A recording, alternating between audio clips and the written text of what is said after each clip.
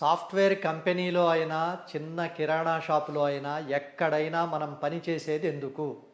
నెలాఖరుకు వచ్చే జీతం కోసమే.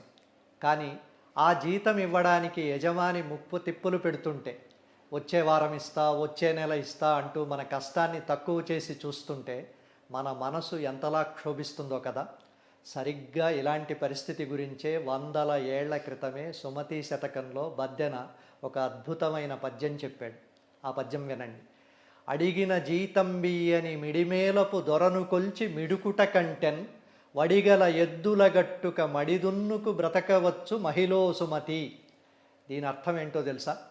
మన శ్రమకు తగ్గ ఫలితం అంటే జీతం ఇవ్వని గర్విష్టి దగ్గర పనిచేస్తూ ప్రతిరోజు బాధపడ్డం కంటే బాగా పనిచేసే మంచి ఎద్దులను నాగలికి కట్టుకుని హాయిగా పొలం దున్నుకుని వ్యవసాయం చేసుకోవడం ఎంతో మేలు అని.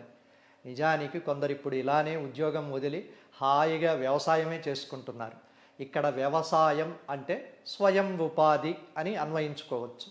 ఇలాంటి మరిన్ని మోటివేషనల్ వీడియోల కోసం ధాత్రి టీవీని సబ్స్క్రైబ్ చేసుకోండి. ఫేస్బుక్, ట్విట్టర్, ఇన్స్టాగ్రామ్లో ధాత్రిని ఫాలో కండి. మీ అభిప్రాయాలను కామెంట్లలో చెప్పండి.